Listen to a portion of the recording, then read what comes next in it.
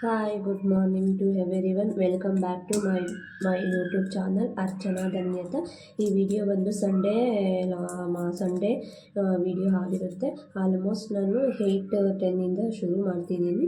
ಹಾಗೆ ಇವತ್ತು ಸಂಡೇ ಆಗಿರೋದ್ರಿಂದ ಹಾಗೆ ನನಗೂ ನನ್ನ ಮಗಳಿಗೆ ಜ್ವರ ಬರೋದ್ರಿಂದ ಇವತ್ತು ಮಟನ್ ಸಾಂಬಾರು ಹಾಗೆ ಮಟನ್ ಬಿರಿಯಾನಿ ಕೂಡ ಮಾಡ್ತಿದ್ದೀನಿ. ಹಾಗೆ ಈ ವಿಡಿಯೋ ನೀವು ಕೊನೆ ತನಕ ನೋಡಿ, ಸ್ಕಿಪ್ ಮಾಡಬೇಡಿ. ನನಗೆ ಇದೇ ರೀತಿ ಸಪೋರ್ಟ್ ಮಾಡಿ, ಲೈಕ್, ಕಾಮೆಂಟ್, ಸಬ್ಸ್ಕ್ರೈಬ್ ಮಾಡೋದು, ಶೇರ್ ಮಾಡೋದು ಮರಿಬೇಡಿ. ಹಾಗೆ ಸಬ್ಸ್ಕ್ರೈಬ್ ಮಾಡದೆ ನೋಡ್ತಿರೋರಾದರೆ ಸಬ್ಸ್ಕ್ರೈಬ್ ಮಾಡ್ಕೊಂಡು ಪ್ಲೀಸ್ ನೋಡಿ. ಹಾಗೆ ನೋಡಬೇಡಿ. ನೀವು ಸಬ್ಸ್ಕ್ರೈಬ್ ಮಾಡಿಕೊಂಡ್ರೆ ಫಸ್ಟ್ ನೋಟಿಫಿಕೇಷನ್ ನಾನು ವಿಡಿಯೋ ಹಾಕಿದ ತಕ್ಷಣ ನಿಮಗೆ ಬರುತ್ತೆ. ಆವಾಗ ನೀವೆಲ್ಲರೂ ನನ್ನ ವಿಡಿಯೋ ಬೇಗನೆ ನೋಡಬಹುದು. ಹಾಗೆ ಸಪೋರ್ಟ್ ಮಾಡಿ ಪ್ಲೀಸ್. ನಾನು ಏನೋ ಒಂದು ಸಣ್ಣ ಪ್ರಯತ್ನ ಮಾಡ್ತಿದ್ದೀನಿ, ಅದಕ್ಕೆ ನೀವು ಸಪೋರ್ಟ್ ಬೇಕು. ನನಗೆ ಮಾಡ್ತಿದ್ದೀರಾ ಅಂದ್ಕೊಳ್ತಾ ಇದ್ದೀನಿ. ಇನ್ನೂ ಸ್ವಲ್ಪ ಮಾಡಿ ಅಂತ ಹೇಳ್ತಾ ಈ ದಿನದ ವಿಡಿಯೋ ಶುರು ಮಾಡ್ತಿದ್ದೀನಿ.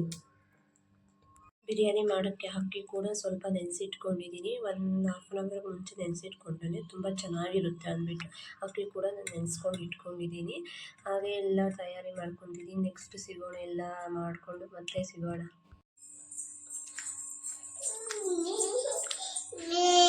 ಆಯ್ತಿರಮ್ಮ.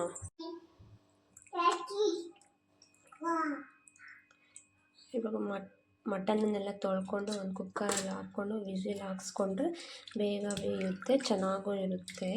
ಅದಕ್ಕೊಂದು ಸ್ವಲ್ಪ ಚಿಟಿಕೆಯಷ್ಟು ಅರಿಶಿನ ಹಾಗೆ ಸ್ವಲ್ಪ ಮೆಣಸು ಹಾಕ್ಕೊಂಡು ಬೇಯೋದಕ್ಕೆ ಎಷ್ಟು ಬೇಕೋ ಅಷ್ಟು ನೀರು ಹಾಕಿ ಸ್ವಲ್ಪ ಉಪ್ಪು ಹಾಕ್ಕೊಂಡು ಬೇಯಿಸ್ಕೊಂಡ್ರೆ ತುಂಬಾ ಚೆನ್ನಾಗಿರುತ್ತೆ.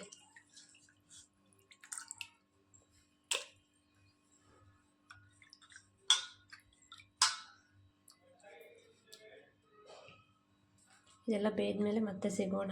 ಇವಾಗ ಬಿರಿಯಾನಿ ಮಾಡೋಕ್ಕೆ ಜಾರ್ಗೆ ನಾನು 1-2 ಇಂಚು ಆಗೋಷ್ಟು ಶುಂಠಿ ಹಾಗೆ ಸ್ವಲ್ಪ ಒಂದು ಕಾಯಿ ತುರಿ ನಿಮ್ಗೆ ಎಷ್ಟು ಬೇಕೋ ಅಷ್ಟು ಹಾಕ್ಕೊಳ್ಳಿ ನೋಡಿಕೊಂಡು. ಹಾಗೆ ಒಂದು ಅರ್ಧ ಈರುಳ್ಳಿ ಹಾಗೆ ಒಂದು 18-20 ಅಷ್ಟು ಆಗುವಷ್ಟು ಬೆಳ್ಳುಳ್ಳಿ ಹಾಕ್ಕೊಂಡು ಹಾಗೆ ಸ್ವಲ್ಪ ಕೊತ್ತಂಬರಿ ಸೊಪ್ಪು ಹಾಕಿ ಸ್ಮೂತಾಗಿ ಪೇಸ್ಟ್ ಮಾಡ್ಕೊಳ್ಳಿ. ಅದು ಆದಮೇಲೆ ಸಿಗ್ತೀನಿ. ಪೇಸ್ಟ್ ಮಾಡಿಕೊಂಡು ಮತ್ತೆ ನಾನು ನಿಮಗೆ ಸಿಗ್ತೀನಿ. ಹಳ್ಳಿ ಸೈಡಲ್ಲಿ ಮಾಡ್ತಾರಲ್ವ ಬಿರಿಯಾನಿ, ಯಾವ ರೀತಿ ಮಾಡ್ತಾರೆ ಅಂತಂದ್ಬಿಟ್ಟು ನೋಡೋಣ ಬನ್ನಿ. ಹಾಗೆ ನಾನು ಯಾವ ರೀತಿ ಏನನ್ನು ತಯಾರಿ ಮಾಡ್ಕೊಂಡಿದ್ದೀನಿ ಅಂತಂದರೆ ನೋಡೋಣ ಬನ್ನಿ. ಒಂದು ಒಗ್ಗರಣೆಗೆ ಅಂತಂದ್ಬಿಟ್ಟು ಕೊತ್ತಂಬರಿ ಸೊಪ್ಪು, ಕರಿಬೇವಿನ ಸೊಪ್ಪು ಹಾಗೆ ಒಂದು ಟೊಮೆಟೊ ಹಾಗೆ ಅರ್ಧ ಈರುಳ್ಳಿ ಹಾಗೆ ಸ್ಪೈಸಸ್ ಬಂದು ಒಂದು ಪಲಾವ್ ಎಲೆ, ಒಂದು ಮರಾಠಿ ಮೊಗ್ಗು ಹಾಗೆ ಚಕ್ಕೆ, ಲವಂಗ, ಒಂದು ಏಲಕ್ಕಿ ತೊಗೊಂಡಿದ್ದೀನಿ. ಇದೆಲ್ಲ ಒಗ್ಗರಣೆ ಹಾಕ್ಕೊಂಡು ಮತ್ತೆ ಸಿಗೋಣ ಬನ್ನಿ. ಮೊದಲಿಗೆ ಒಂದು ಕುಕ್ಕರ್ ಇಟ್ಕೊಂಡು ಅದಕ್ಕೆ 2 ಟೇಬಲ್ ಸ್ಪೂನ್ ಆಗುವಷ್ಟು ಆಯಿಲ್ ಹಾಕ್ಕೊಂಡು ಅದು ಕಾದಿದ ನಂತರ ಸಾಸಿವೆ ಹಾಕ್ಕೋಬೇಕು. ಕಾದ ನಂತರ ಸಾಸಿವೆ ಹಾಕಿದಾದಮೇಲೆ ನಾನೆಲ್ಲ ತಯಾರಿ ಮಾಡಿ ಇಟ್ಕೊಂಡಿದ್ದೀನಲ್ವ, ಅವೆಲ್ಲ ಒಂದೊಂದೇ ಹಾಕ್ಕೊಂಡು ಫ್ರೈ ಮಾಡ್ಕೋಬೇಕು ನೀಟಾಗಿ. ಹಾಗೆ ನಾನು ನಾಟಿ ಸ್ಟೈಲಲ್ಲಿ ಹಳ್ಳಿ ಸೈಡಲ್ಲಿ ಮಾಡ್ತಾರಲ್ವ ಆ ಥರ ಮಾಡೋಣ ಅಂದ್ಕೊಂಡು ಮಾಡ್ತಾಯಿದ್ದೀನಿ. ನೋಡಿ, ನೀವು ತುಂಬಾ ಚೆನ್ನಾಗಿರುತ್ತೆ. ನಾನು ಆಲ್ಮೋಸ್ಟ್ 2 ಮೆಂಬರ್ಸ್ಗೆ ಆಗೋಷ್ಟು ಮಾಡ್ತಿದ್ದೀನಿ. ನಾನು ನಮ್ಮ ಹಸ್ಬೆಂಡ್ ಇಬ್ಬರೇ ಇರೋದ್ರಿಂದ ನಾನು ಇಬ್ಬರಿಗೆ ಆಗೋಷ್ಟೇ ಮಾಡ್ತಿದ್ದೀನಿ. ನೀವು ಜಾಸ್ತಿ ಕ್ವಾಂಟಿಟಿ ಮಾಡ್ಕೋಬೇಕಂದ್ರೆ ಇನ್ನೊಂದು ಸ್ವಲ್ಪ ಜಾಸ್ತಿ ಹಾಕ್ಕೊಳ್ಳಿ, ಇನ್ನೊಂದು ಸ್ವಲ್ಪ ಜಾಸ್ತಿ ಹಾಕ್ಕೊಳ್ಳಿ. ಹಾಗೆ ನೀವು ಸ್ಪೈಸಸ್ ತಿಂತಿದ್ದೀರಾ ಅಂದರೆ ಜಾಸ್ತಿ ಸ್ಪೈಸಸ್ ಹಾಕ್ಕೊಳ್ಳಿ, ಸ್ಪೈಸಸ್ ಸ್ವಲ್ಪ ಜಾಸ್ತಿ ಹಾಕ್ಕೊಳ್ಳಿ. ನಾವೇನು ಅಷ್ಟೊಂದು ತಿನ್ನಲ್ಲ, ಹಾಗೆ ಮಗು ತಿನ್ನೋದ್ರ ಕಾರಣಕ್ಕೋಸ್ಕರ ಸ್ವಲ್ಪ ಕಡಿಮೆ ಹಾಕ್ಕೊಳ್ತಾ ಇದ್ದೀನಿ. ನೀವು ನೋಡ್ಕೊಂಡು ಹಾಕ್ಕೊಳ್ಳಿ. ನೀವು ಎಷ್ಟು ತಿಂತೀರಾ ಅದ್ರ ಮೇಲೆ ಡಿಪೆಂಡ್ ಮಾಡ್ಕೊಂಡು ಹಾಕ್ಕೊಳ್ಳಿ. ಡಿಪೆಂಡ್ ಆಗುತ್ತೆ ಮಾಡುವಾಗ, ನೋಡ್ಕೊಳ್ಳಿ. ಹಾಗೆ ಸಾಸಿವೆ ಕೂಡ ಚಟಪಟ ಅಂತಾಯಿದೆ. ಇವಾಗ ಈರುಳ್ಳಿ ಹಾಕ್ಕೊಂಡು ಅದಾದಮೇಲೆ ನಾವು ಸ್ಪೈಸಸ್ ಹಾಕ್ಕೋಬೇಕು. ಸ್ಪೈಸಸ್ ಹಾಕ್ಕೊಂಡು ಸ್ವಲ್ಪ ಕರಿಬೇವಿನ ಸೊಪ್ಪು ಹಾಕ್ಕೊಂಡು ಇವೆಲ್ಲ ಒಂದ್ಸಲ ಫ್ರೈ ಮಾಡ್ತೀನಿ. ಫ್ರೈ ಆಗಿದೆ, ಗೋಲ್ಡನ್ ಫ್ರೈ ಆಗಿದೆ, ಎಲ್ಲನೂ ಆಗಿದೆ. ಇವಾಗ ಅದಾದಮೇಲೆ ಟೊಮೆಟೊ ಹಾಕ್ಕೊಳ್ಳಿ.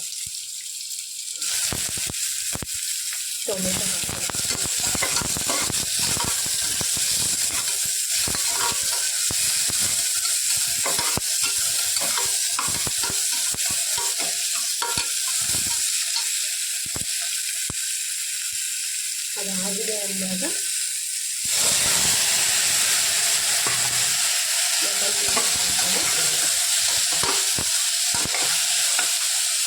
ಅದಾದಮೇಲೆ ಆವಾಗಲೇ ರುಬ್ಬಿಟ್ಕೊಂಡಿರ್ತೀವಲ್ವ ಆ ಮಸಾಲೆ ಸೇರಿಸ್ಕೊಳ್ಳಿ. ಅದಾದಮೇಲೆ ಸ್ವಲ್ಪ ಮೊಸರು.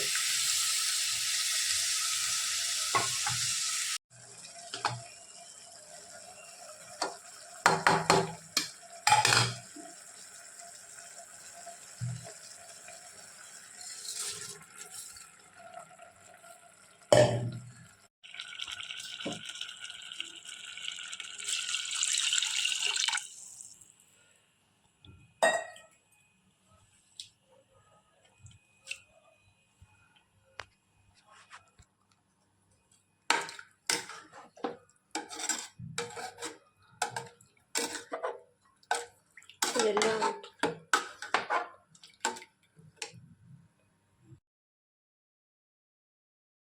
ಹಾಗೆ ನಾನು ಮಧ್ಯಾಹ್ನಕ್ಕೆ ಕೂಡ ಇವಾಗಲೇ ಸಾಂಬಾರು ಮಾಡಿಟ್ಕೊತಾ ಇದ್ದೀನಿ.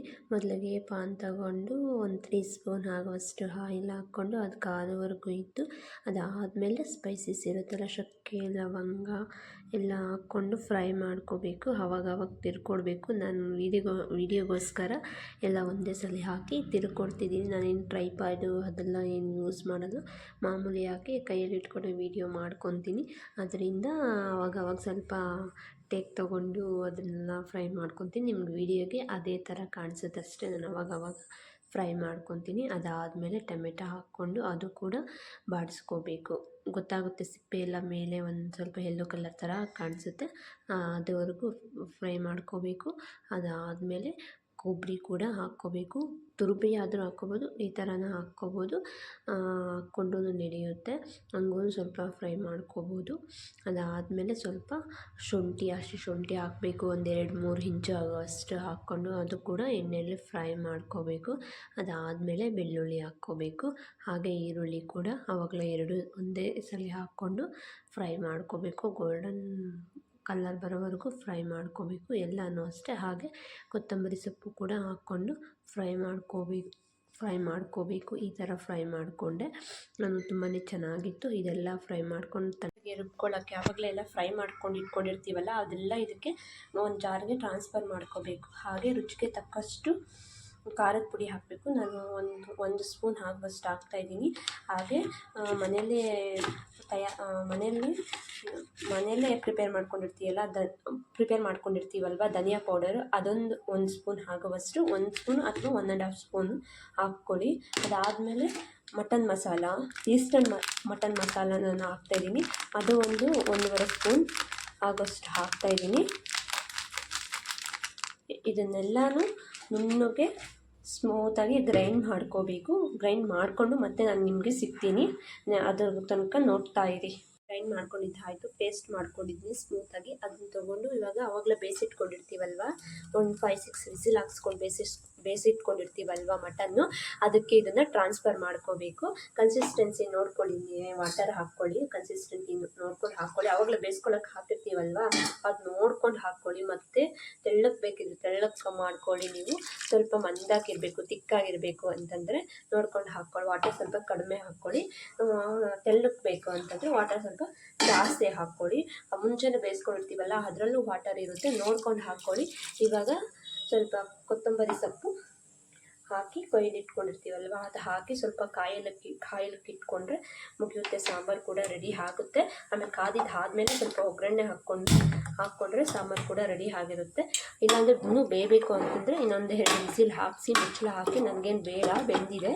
ಇದರಲ್ಲಿ ಸ್ವಲ್ಪ ಕಾಯಿಸ್ಕೊಂಡ್ರೆ ಆಗುತ್ತೆ ನಮಗೆ. ಈ ಥರ ಕನ್ಸಿಸ್ಟೆನ್ಸಿ ನೋಡ್ಕೊಳ್ಳಿ. ನನಗೆ ಈ ಥರ ಬೇಕು, ನಾವು ಸ್ವಲ್ಪ ಮಂದಕ್ಕೆ ತಿಂತೀವಿ, ಆದ್ದರಿಂದ ಈ ಥರ ಮಾಡ್ಕೊಂಡಿದ್ದೀನಿ. ನೀವು ನೋಡ್ಕೊಂಡು ಹಾಕ್ಕೊಳ್ಳಿ. ಆದಮೇಲೆ ಎಲ್ಲ ಆದಮೇಲೆ ಮತ್ತೆ ಸಿಗೋಣ. ಈ ರೀತಿ ಕಾಯುವವರೆಗೂ ನಾವು ಕಾಯಿಸಬೇಕು. ತುಂಬಾ ಕಾಯಿಸಿದ್ರೇ ಚೆಂದ, ಹಸಿ ಸ್ಮೆಲ್ ಹೋಗೋವರೆಗೂ ಕಾಯಿಸಬೇಕು ಸಾಂಬಾರು. ಅದಾದಮೇಲೆ ಇನ್ನೇನು 80% 90% ಕಾಯ್ದಿದೆ ಸಾಂಬಾರು ಅನ್ನುವಾಗ ಒಗ್ಗರಣೆಗೆ ನಾವೆಲ್ಲ ರೆಡಿ ಮಾಡ್ಕೋಬೇಕು.